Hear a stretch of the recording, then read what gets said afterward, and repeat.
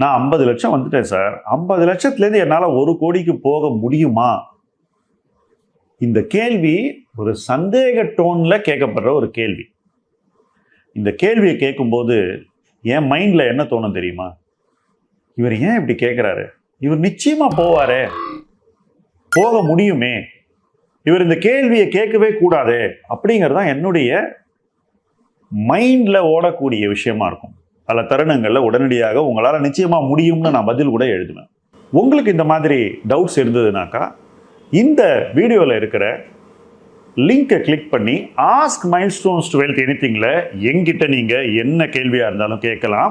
1 கோடி ரூபாய் இலக்கை எட்டுவது பற்றி.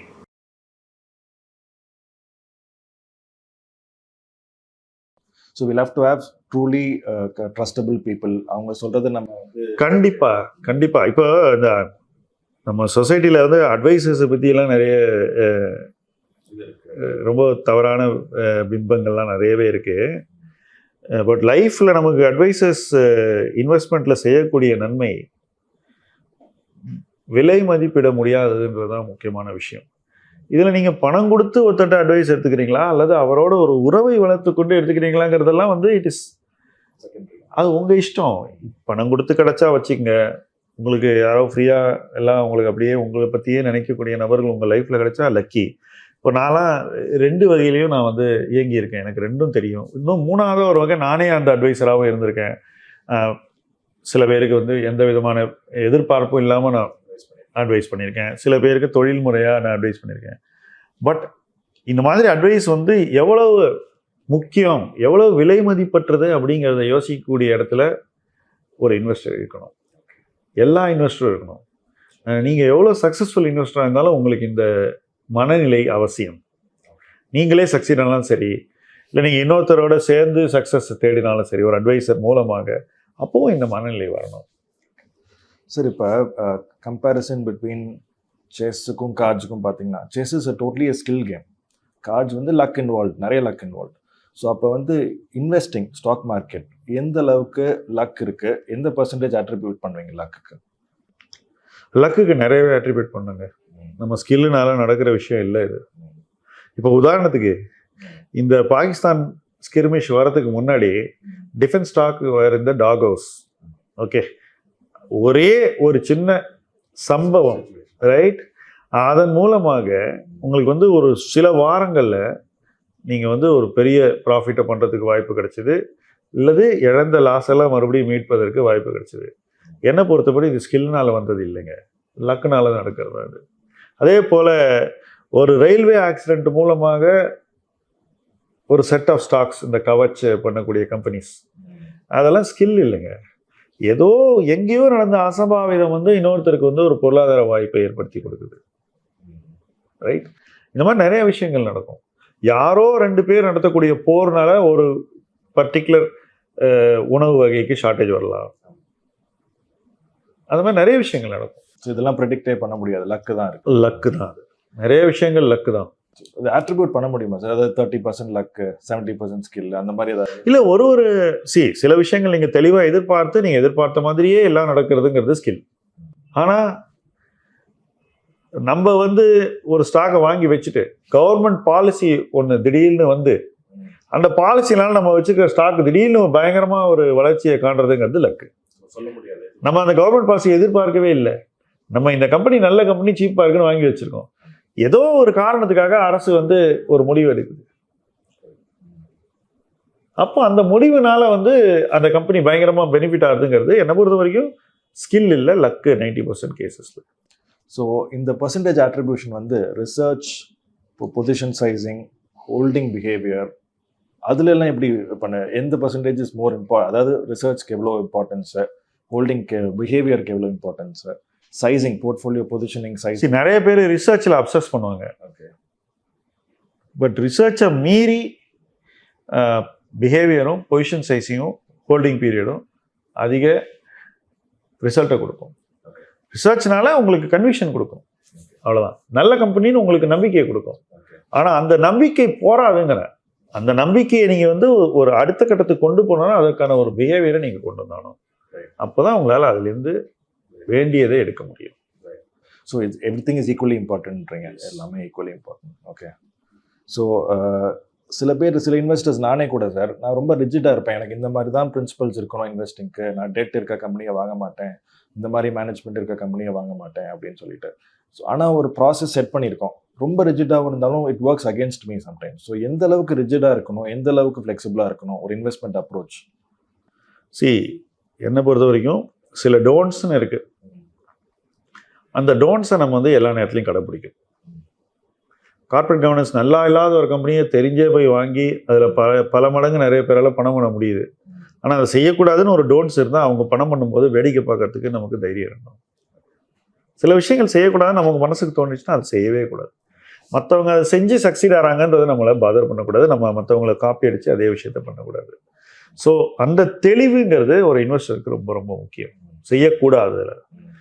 இப்படி இருந்தால் இன்வெஸ்ட் பண்ணோன்ற ஒரு தெளிவும் இருக்கணும். இதில் நம்ம டெஃபினட்டாக பணம் பண்ணணும், போடணும் அப்படின்ற ஒரு கன்விக்ஷன் இருக்கணும். இது ரெண்டுத்திலையுமே நமக்கு ஒரு கிளாரிட்டி இருக்கணும்.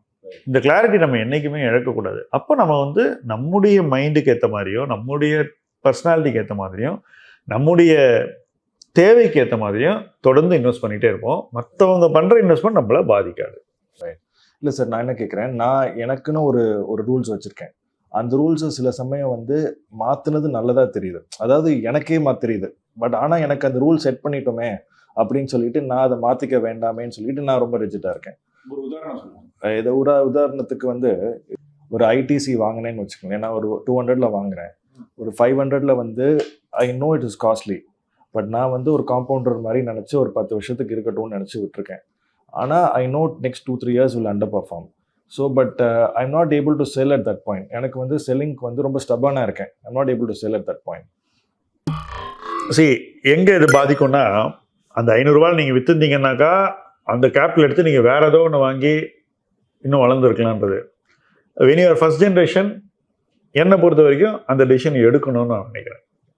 ஏன்னா கேபிட்டல் கம்மி நமக்கு. ஒரே இன்வெஸ்ட்மெண்ட்டோட 3 வருஷம் நம்ம இருக்கிறதுக்கான சாத்தியக்கூறுகள் இல்லை. அப்போ அட்லீஸ்ட் ஒரு பார்ட்டாவது எடுத்து தனியாக வைக்கணும். நம்ம புதிய சிந்தனைகளுக்கும், புதிய முதலீட்டு யோசனைகளுக்கும், புதிய நிறுவனங்களுக்கும் பணம் எங்கேருந்து வரும்? அதை நம்ம உருவாக்குறதுக்கு இந்த மாதிரி கொஞ்சம் கொஞ்சம் எடுக்கிறது நல்லதுன்னு நினைக்கிறேன். தப்பு எங்கே நடக்குதுன்னா, மொத்தத்தையும் வித்துட்டு அப்புறம் வாங்கிக்கலாம்னு நினைக்கிறோம் பாருங்க, அது நடக்காது. அது யூஸ்வலாக நடக்காது. ஸோ இது வந்து ஒரு ட்ரையல் அண்ட் எரர் பேசிஸில் நம்ம ஒரு எக்ஸ்பீரியன்ஸில் வர்றது தான். இந்த எந்த இடத்துல ஃப்ளெக்சிபிளாக இருக்கணும், எந்த இடத்துல ஸ்டபானாக இருக்கணுங்கிறது ஒரு ஒரு ஒரு எக்ஸ்பீரியன்ஸில் கண்டுபிடிக்கிறதான்னு சொல்கிறீங்க. எக்ஸ்பீரியன்ஸ், நம்மளோட வேல்யூ சிஸ்டம், நம்ம யார் என்று நம்ம புரிஞ்சுக்கிட்ட விதம், நாம் எப்படி வாழணும்னு நம்ம தீர்மானம் பண்ணது, நம்ம முதலீடு எப்படி இருக்கணும்னு நம்ம வந்து நினைப்பது, அதை நம்ம எப்படி உருவாக்கிக்கிறோம், அதை எப்படி வழிநடத்த போகிறோன்ற அந்த ஒரு விருப்பம், அதெல்லாம் உங்களை வந்து கைட் பண்ணுறோம். சார், இப்போ நீங்கள் வந்து சில இண்டஸ்ட்ரீஸ் நான் வந்து எக்காரணத்தை கொண்டு வாங்க மாட்டேன், அந்த மாதிரி ஏதாவது இண்டஸ்ட்ரீஸோ இல்லை வந்து ஒரு நீங்கள் ஒரு ரூல்ஸ் வச்சுருப்பீங்கள்ல, அந்த மாதிரி ரூல்ஸ் எதாவது இருக்கா சார்? இல்லை, அதாவது ஃபேட் அப்படின்ற ஆங்கிலத்தில் ஒரு சொல் இருக்கு.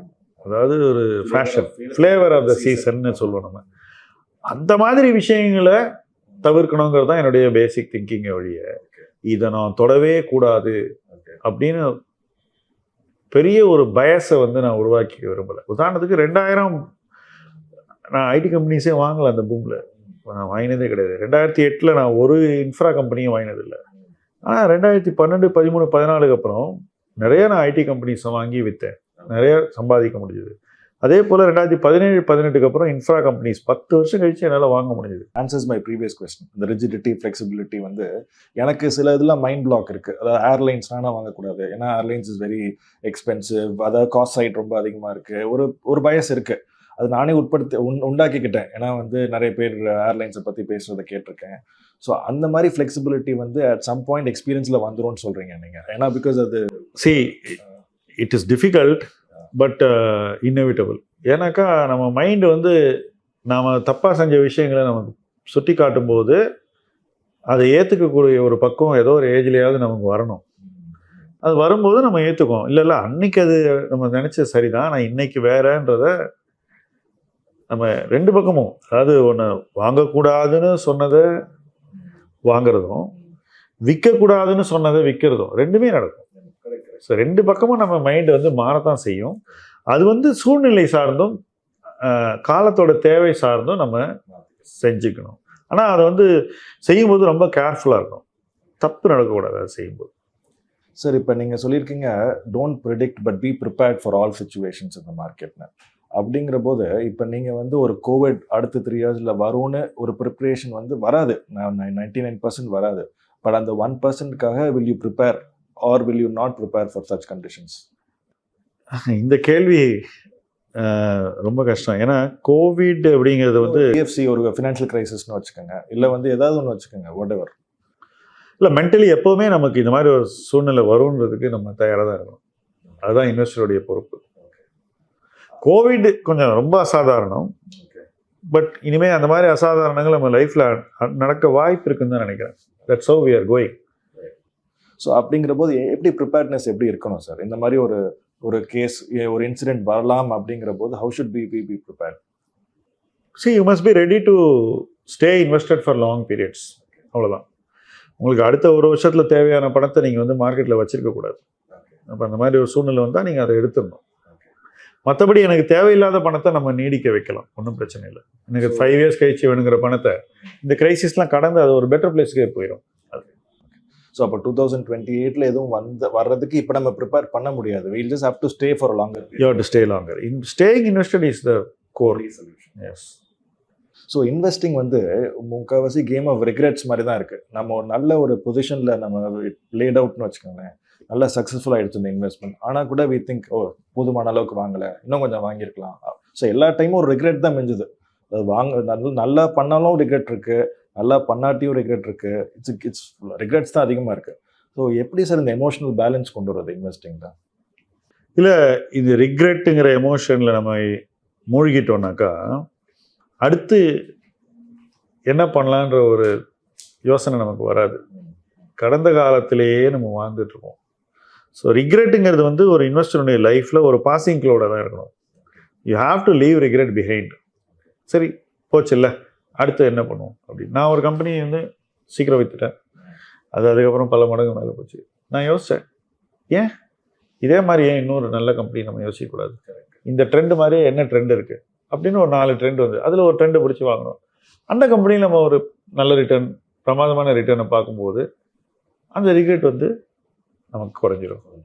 இப்போ இப்படி ஒரு காலச்சூழலையும் நம்ம ரிக்ரெட் வரும்போதெல்லாம் அதை நமக்கு சாதகமாக நம்மளுடைய பிஹேவியர் மூலமாக மாற்றிக்கிறது தான் நம்மளுடைய கடமை. அப்போ நம்மளை பண்ணலையா, இப்போ என்ன பண்ணலாம்? இது வரைக்கும் பண்ணலையா, இப்போ என்ன பண்ணலாம்? யா, யூ மூவ் ஆன்ல. அப்போ வந்து அதை வந்து நமக்கு வந்து யூஸ்ஃபுல்லாக அதை மாற்றிக்கணும். நமக்கு வந்து we are upsetனாக்கா we should change. So investing வந்து ரொம்ப டிஃபிகல்ட் இல்லை. How to keep it simple sir? ஏன்னா சிம்பிளாக வச்சுக்கிறது தான் கஷ்டமாக இருக்குது. டிஃபிகல்ட் இல்லை, பட் வந்து சிம்பிளாக வச்சுக்கிறது தான் டிஃபிகல்ட்டாக இருக்குது ஆக்சுவலாக. இல்லை, அது so as you become more and more experienced you will prefer simplicity. So அனுபவம் தான் நமக்கு வந்து எளிமையை சொல்லிக் கொடுக்கும். சில பேர் லக்கி, முதல்லையே எளிமை வந்து அவங்களுக்கு வந்துடும் லைஃப்பில். அனுபவம் சொல்லித்தர மாதிரி எளிமையை வேறு எதுவும் சொல்லித்தராது. ஸோ நம்ம வந்து எளிமையான ஒரு முதலீட்டு முறையை அனுபவம் கிட்டேருந்து தான் நம்ம கற்றுக்கணும். நம்ம கஷ்டப்படும் போதும், நம்ம தோல்வி அடையும் போதும், நம்ம ஸ்ட்ரகிள் பண்ணும்போதும், அந்த எளிமையை நம்ம நாடும் போதும் நமக்கு வெற்றி கிடைக்கும். ஸோ அந்த சிம்பிளிசிட்டி இன் அவர் இன்வெஸ்டிங், எவ்வளோக்கு நம்ம டிசிஷன் மேக்கிங்கை சிம்பிளிஃபை பண்ணுறோமோ அவ்வளோக்கு எவ்வளோ நமக்கு வந்து அதிக ரிட்டர்ன் கிடைக்கும். அதனால தான் நிறைய பேர் இந்த ரொம்ப காம்ப்ளெக்ஸான கம்பெனி, நிறைய விஷயங்கள் நடந்தால் ஜெயிக்கக்கூடிய ஒரு கம்பெனி, இந்த மாதிரி ரொம்ப தன்னை சிரமப்படுத்திக்கிட்டு வருத்திக்கிட்டு நிறைய பேர் இன்வெஸ்ட்மெண்ட் ஐடியேஷன் பண்ணுவாங்க. எனக்கு அதை பண்ணும்போதெல்லாம் தோணும், இவ்வளவு கஷ்டப்படுறதுக்கு இவங்களுக்கு ரிட்டர்னே கிடைக்க போகிறது இல்லையே அப்படின்னு. ஓகே, அதே எளிமையாக ஒரு விஷயத்தை புரிஞ்சுக்கிட்டு இன்வெஸ்ட் பண்ணும்போது கிடைக்கக்கூடிய ரிட்டர்ன் பார்த்தீங்கன்னா, அந்த எளிமைக்கு கிடைக்கக்கூடிய ரிவார்டு வந்து இட் இஸ் எக்ஸ்போனென்ஷியல். அதுதான் என்னுடைய வாழ்க்கையில் நான் கற்றுக்கிட்டது. ஒரு விஷயத்தை எளிமையாக பண்ணணும், சரியாக பண்ணணும், பண்ணிவிட்டு அப்படியே விட்டுருணும். அதில் கிடைக்கக்கூடிய ரிவார்டு வந்து நமக்கு ரொம்ப கஷ்டப்பட்டு ரொம்ப பயங்கரமான கஷ்டமான கம்பெனிலாம் ஸ்டடி பண்ணி பண்ணுறதுல கிடைக்கிறத விட அதிகமாக கிடைக்குதுன்னு தான் நான் நினைக்கிறேன். பட் சில பேர் சிம்பிளாக வச்சுக்கிறேன்ட்டு ரொம்ப டம் டவுன் பண்ணிடுறாங்க. அதாவது ரொம்ப ஒன்றுமே யோசிக்காமல் ஜஸ்ட் வெறும் வெறும் வெறும் ரொம்ப சிம்பிளிஃபை பண்ணிடுறாங்க. அது எப்படியா பண்ணாமல் இருக்குது? இல்லை, அதாவது நீங்கள் ஒரு லெவலுக்கு கீழே சிம்பிளிஃபை பண்ணிங்கன்னா உங்களுக்கு ரிட்டர்னே கிடைக்காது. ஸோ அது ஏன் நம்மளை போட்டு குழப்பிக்க கூடாது, ரொம்ப மண்டையை போட்டு குழப்பிக்க கூடாதுங்கிறது தான் நான் சொல்கிற சிம்பிளிஃபிகேஷன். நீ யோசிக்கவே வேண்டியது இல்லைன்னு சொல்கிறது இல்லை என்னுடைய கருத்து. நீ டெஃபினட்டாக யோசிக்கணும். ஆனால் யோசிக்க உனக்கு விடைகள் வந்து எளிமையாக கிடைக்கக்கூடிய வகையில் நீ யோசிக்கணும். அதாவது you should be efficient in your தாட்டுங்கிறீங்க. ரொம்ப ரொம்ப தேவையில்லாத யோசிக்காம தேவையானதை மட்டும் யோசிச்சு அப்போ உங்களுக்கு வந்து அந்த ஆன்சர்ஸ் கிடைக்கும், கரெக்டான ஆன்சர்ஸ் கிடைக்கும். சரி சார், இப்போ ஒரு போர்ட்ஃபோலியோ ரிசர்ச் பேஸ் பண்ணி ஒரு 2-3 கொஸ்டின். அது இப்போ பார்த்தீங்கன்னா நீங்கள் ஒரு 10-year ஃபில்டர்னு சொல்லி இன்வெஸ்டிங் ஃபில்டர்னு சொல்லிட்டு ஒன்று சொல்கிறீங்க, 10-year இன்வெஸ்டிங் அப்ரோச்னு. ஸோ அதில் வந்து நீங்கள் வந்து க்ரோயிங் இண்டஸ்ட்ரி பூல், அப்புறம் வந்து ரைட் டு வின் இந்த இண்டஸ்ட்ரி, அது எஃபிஷியன்சியும் இம்ப்ரூவ் ஆகும். அந்த கம்பெனி 10 வருஷம் அந்த இண்டஸ்ட்ரியில் நல்லா பண்ணுச்சுன்னா. ஸோ இந்த மாதிரி கம்பெனிஸ் வந்து எந்த இண்டஸ்ட்ரீஸில் வந்து நீங்கள் கேபிட்டல் எஃபிஷியண்டாக இருக்க இண்டஸ்ட்ரீஸ் தான் நீங்கள் பார்க்கணும் இந்த இண்டஸ்ட்ரியை. ஸோ சில சிக்லிக்கல் ஸ்டாக்ஸ்லாம் இந்த மாதிரி ஃபில்டரில் வராதா? நீங்கள் அதெல்லாம் இந்த மாதிரி 10-year இன்வெஸ்டிங்கில் அதெல்லாம் யூஸ் பண்ண மாட்டீங்களா?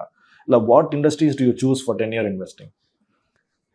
Generally, I like to choose industries which won't get disrupted for 10 years. நிறைய இண்டஸ்ட்ரி 10 வருஷத்தில் டிஸ்ரப்ட் ஆகிடுது. ஸோ 10-year இன்வெஸ்டிங் பண்ணோன்னா டிஸ்ரப்ட் ஆகாமல் பண்ணணுங்கிறது தான் என்னுடைய புரிதல். ஸோ அந்த ப்ராடக்ட் வந்து இன்னொரு ப்ராடக்ட்னால ரீப்ளேஸ் பண்ண முடியாத மாதிரி இருக்கணும்.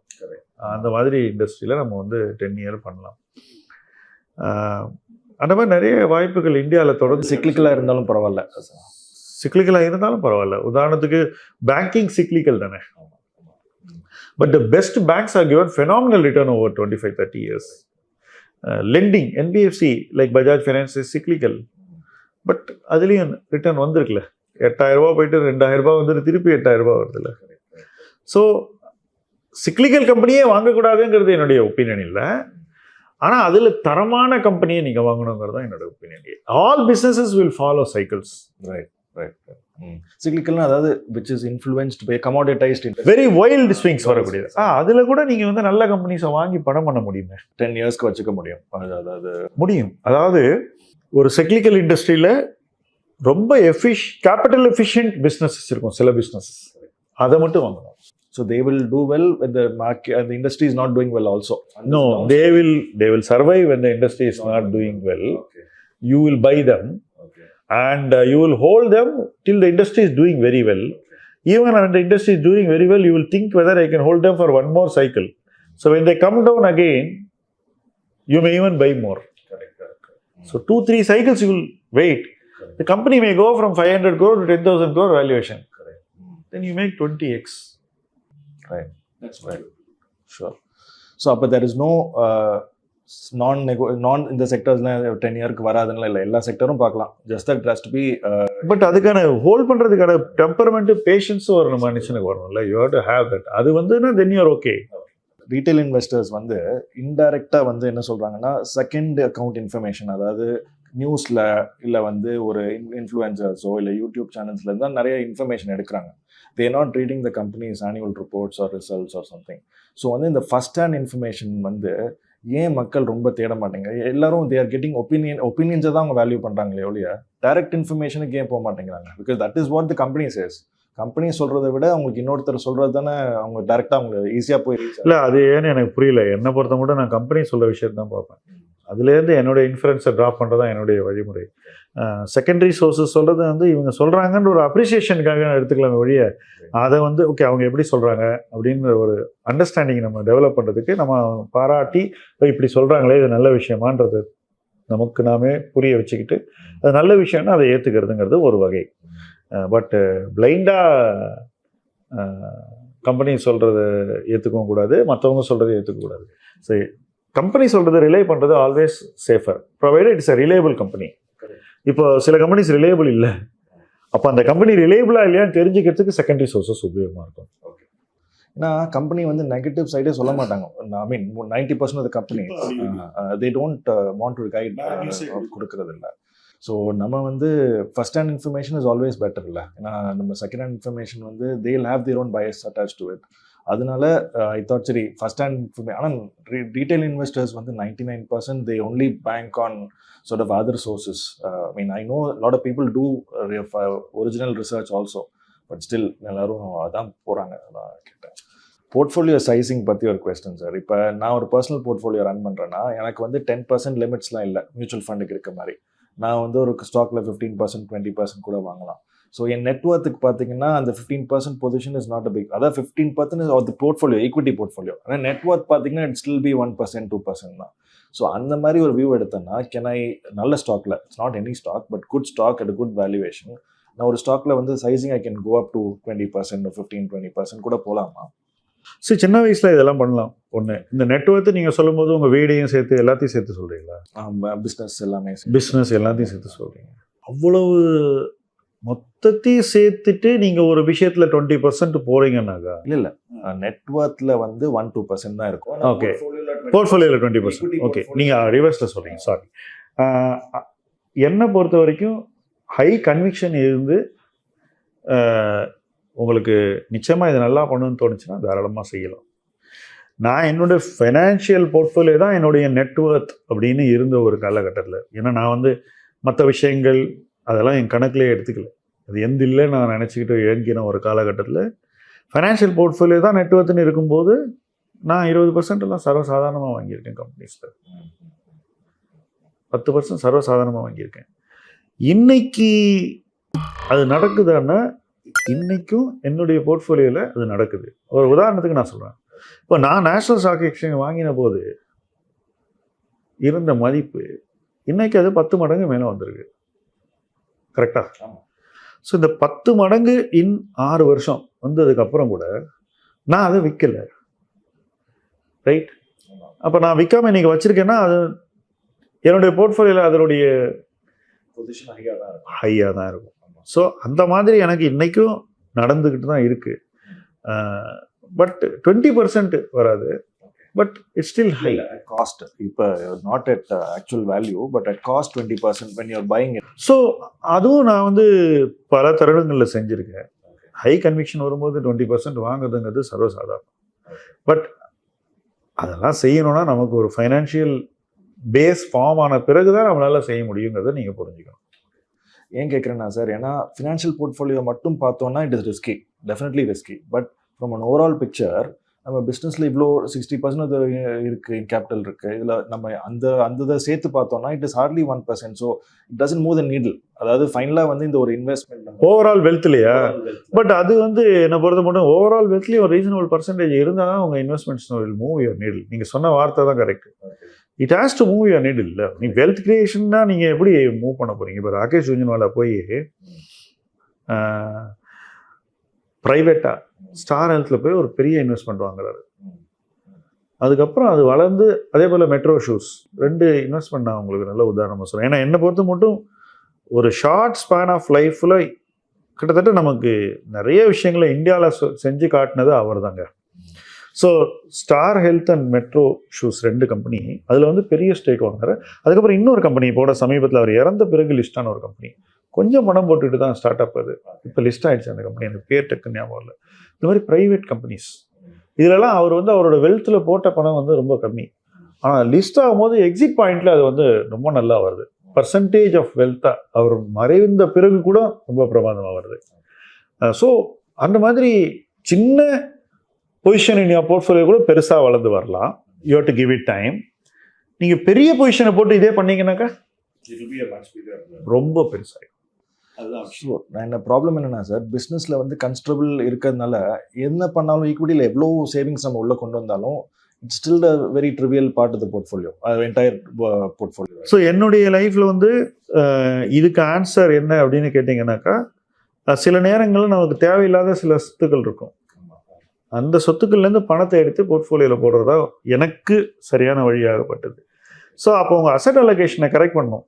அசட் அலோகேஷனை ஒரு மிடில் கிளாஸ் பர்சன் கூட கரெக்ட் பண்ணலாம். உதாரணத்துக்கு சில பேர் வந்து வேலை செய்ய ஆரம்பித்த போது சின்ன சின்ன ஃப்ளாட்ஸ் வாங்கியிருப்பாங்க. அவங்க அந்த ஃப்ளாட்டுக்கு திரும்பி போகிறதே இல்லை, வளர்ந்துட்டாங்க லைஃப்பில். ஆனால் அந்த ஃப்ளாட் இருக்கும் 15 வருஷம் கழிச்சு 20 கழிச்சு. இப்போ கேபிட்டல் போர்ட்ஃபோலியோ தேவைன்னா ஒரு பேர் மார்க்கெட்லையோ இல்லை ஏதோ ஒரு தருணத்தில் அந்த ஃப்ளாட்டை வச்சுட்டு அந்த பைசாவை எடுத்துகிட்டு இங்கே போடலாம். நான் ஒரு சின்ன உதாரணம் தான் சொன்னேன். ஸோ நமக்கு யூஸ் இல்லாத ஒரு சொத்து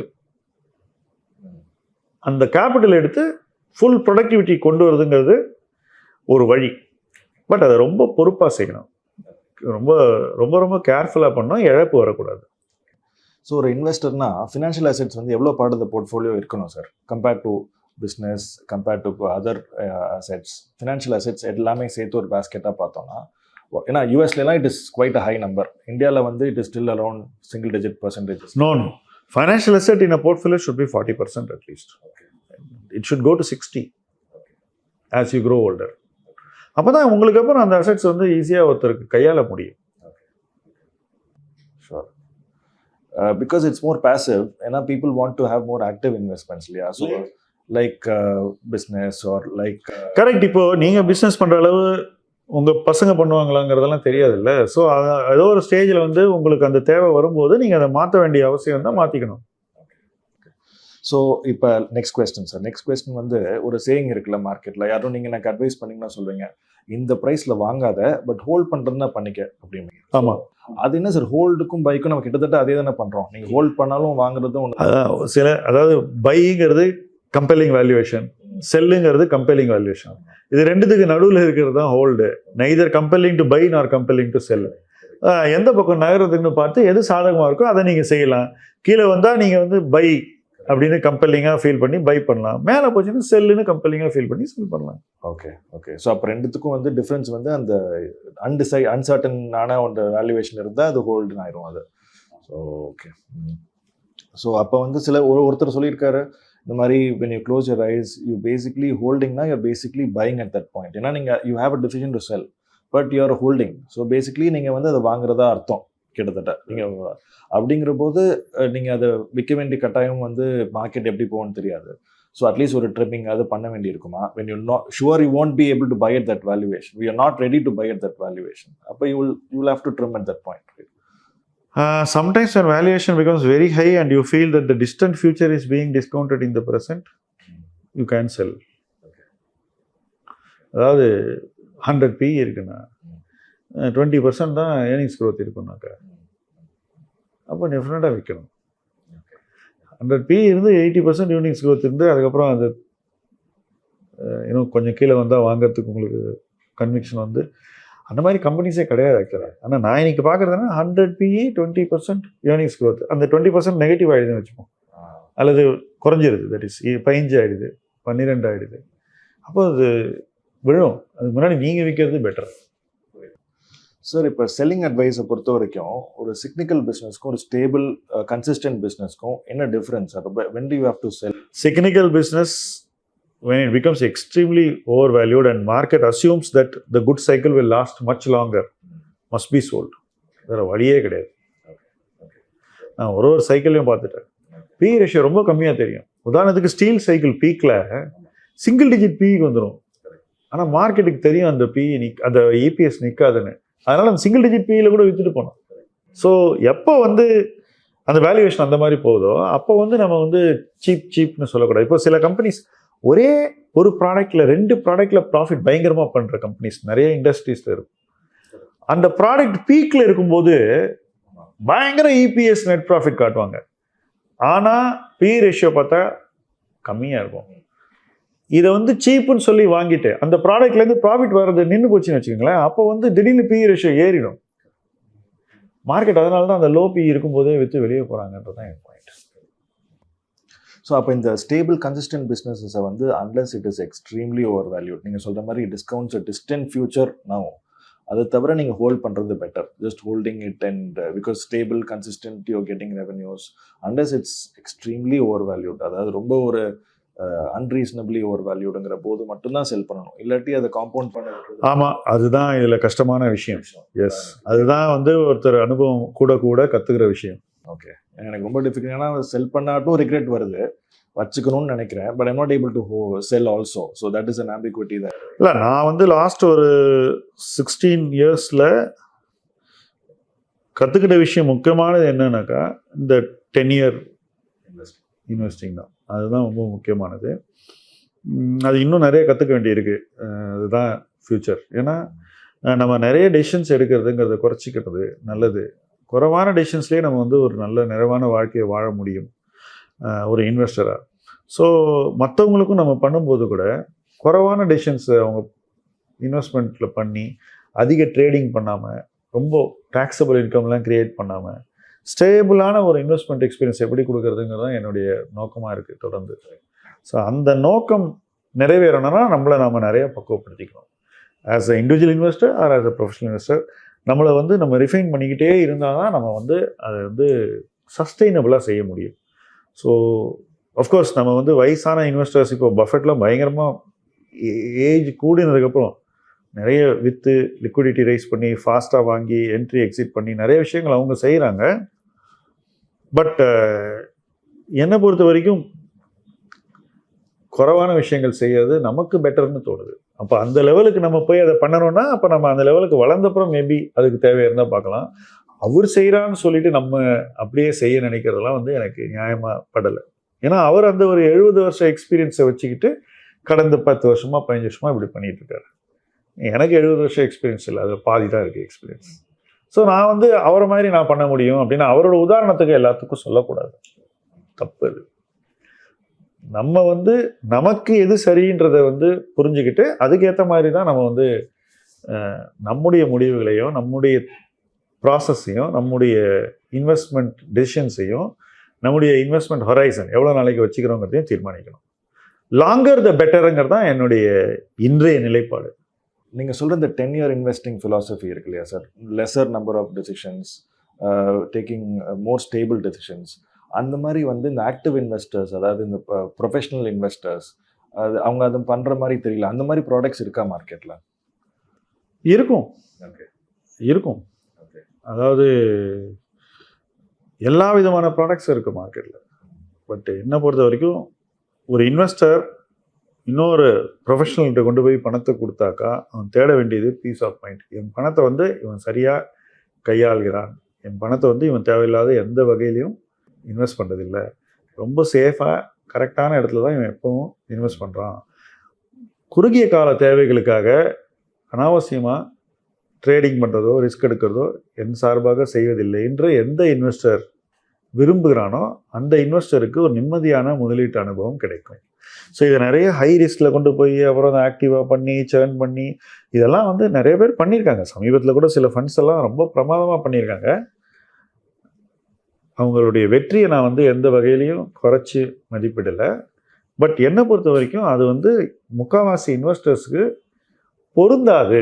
இட் ஓன்ட் சூட் பீப்புளுங்கிறது தான் என்னோட அப்சர்வேஷன். ஸோ எல்லாருக்கும் பொருத்தமான ஒரு முதலீடை ஒரு பப்ளிக் மார்க்கெட் இன்வெஸ்டர் பண்ணணுன்றதா என்னுடைய அடிப்படை புரிதல், நம்பிக்கை. எனக்கு அதில் ரொம்ப கன்விக்ஷன் இருக்குது. இப்போ நான் உங்களுக்காக இன்வெஸ்ட் பண்ண வந்தேன்னாக்கா உங்களை மைண்டில் வச்சுக்கிட்டு தான் நான் இன்வெஸ்ட் பண்ணுவேன் வழிய நான் எப்போவுமே என்னை பற்றியே நினச்சிக்கிட்டு என்னால் இது முடியும் அதை முடியும் நான் நினச்சிக்கிட்டு உங்களை பற்றி யோசிக்காமல் இன்வெஸ்ட் பண்ணேன்னாக்கா உங்களுக்கு அந்த முதலீட்டு அனுபவம் நல்லா இருக்காது. உங்கள் முதலீட்டு அனுபவம் நல்லா இல்லைன்னா நீங்கள் முதலீட்டை விட்டு வெளியேடுவீங்க. அப்படி வெளியேறும்போது உங்களுடைய முதலீட்டு பயணம் ரத்தாயிருது. அப்போ நீங்கள் போக வேண்டிய தூரம் போகாமல் பாதி தூரத்திலே வண்டியிலேருந்து இறங்கிட போகிறீங்க. இது ஏன் நடந்தது அப்படின்னு யோசிச்சாக்கா இந்த இன்வெஸ்ட்மெண்ட் மேனேஜர் வந்து இந்த இன்வெஸ்டருக்கு பொருத்தமான அளவுக்கு ஒரு ப்ராடக்டை ரன் பண்ணல அப்படின்றது தான் உண்மை. இப்போ அவருக்கு அதுக்காக மேனேஜ்மெண்ட் ஸ்கில் இல்லைன்னா நான் சொல்ல மாட்டேன். அவர் எடுத்துக்கொண்டு கையாண்ட வழிமுறை சரியில்லைன்றது தான் என்னுடைய point of view. Okay, so இவ்வளவு தான் இதில் விஷயம். என்னை பொறுத்த வரைக்கும் நான் அந்த மாதிரி வழிமுறைகளை எடுக்க விரும்பவில்லை. நான் ஒரு ப்ரொஃபஷனல் இன்வெஸ்டராக அந்த வழிமுறைகள்லாம் நான் வந்து தவிர்த்துவேன். என்னுடைய வியூ பாயிண்ட் அதுதான். எல்லாத்தையும் தவிர்த்துட்டு ரொம்ப சிம்பிளான ஒரு விஷயத்தை பண்ணது தான் என்னுடைய திங்கிங். ஸோ அவங்களுக்கு அந்த பெஞ்ச் மார்க் பீட் பண்ணுறனுங்கிற ஒரு கட்டாயம் சேர்ன் பண்ணுறதுக்கான நீட் அதனால தான் வருது இல்லையா? ஸோ ஏன்னா அவங்களுக்கு அந்த லாங் டேர்ம் வியூ வந்து முக்கால்வாசி எடுக்காததுக்கு காரணம் வந்து அந்த ஷார்ட் டேர்ம் ஓரியன்டட்னஸ் இல்லை இருக்குது. இப்போ என்னை பொறுத்த வரைக்கும் ஒரு இன்வெஸ்டராக நான் வந்து பல தருணங்களில் போர்ட்ஃபோலியோவில் பர்ஃபார்ம் பண்ணாமல் எடுத்திருக்கேன். உதாரணத்துக்கு இப்போ 2000 எடுத்துக்கேன். 2000 என் போர்ட்ஃபோலியோ ஐடி ஸ்டாக்ஸே கிடையாது. அப்போ அந்த ஒரு 1 இயரில் பர்ஃபார்மன்ஸ் இருக்காது. 2008 என்கிட்ட இன்ஃப்ரா ஸ்டாக்கே கிடையாது, பர்ஃபார்மன்ஸ் இல்லை. இப்படி ஒரு காலகட்டத்திலையும் என்னுடைய போர்ட்ஃபோலியோஸ் வந்து பர்ஃபார்ம் பண்ணாமல் இருந்திருக்கு. இப்போ கூட சாலிட்டர் எடுத்துக்கிட்டிங்கன்னா சாலிட்டரில் ஆரம்பித்த நாள்லேருந்து பேங்கிங் கிடையாது. ஓகே, ஸோ லாஸ்ட் 1 இயராக வந்து எனக்கு வந்து நிறைய சவால்கள் பர்ஃபார்மன்ஸில். இப்போ திருப்பி அது கொஞ்சம் டேர்ன் ஆகுது. ஸோ இந்த ஒரு ஃபேஸ் இது எப்படி போகுன்றது என்னால் ப்ரெடிக்ட் பண்ண முடியாது. பட் நான் அதுக்காக நான் என்னுடைய இன்வெஸ்டிங்கை மாற்ற மாட்டேன். அதுக்காக நான் பேங்கிங்கை வாங்கி குயிக்காக ஒரு ப்ராஃபிட் பண்ணி காட்டுறது என்னுடைய நோக்கம் இல்லை. எதையுமே அந்த மாதிரி பண்ண மாட்டேன். இன்வெஸ்டருக்கு இது சரி, இதை மட்டும் செய்வோம், தொடர்ந்து இதையே செய்வோம், இந்த பாதையிலேயே போவோன்றத நான் தெளிவாக தீர்மானம் பண்ணிக்கிட்டேன்னா அதுலேருந்து நான் நகர ரெடியாக இல்லை. ஏன்னா லாங் டேர்மில் அதுதான் நமக்கும் நல்லது, இன்வெஸ்டர்ஸ்க்கும் நல்லது. இன்வெஸ்டர்ஸ்க்கு எது நல்லதோ அதுதான் நமக்கு நல்லது. Sir, on that note, thank you for the opportunity. நிறைய கொஸ்டின்ஸ் கேட்க முடிஞ்சது. தேங்க்யூ. தேங்க்யூ விக்னேஷ்.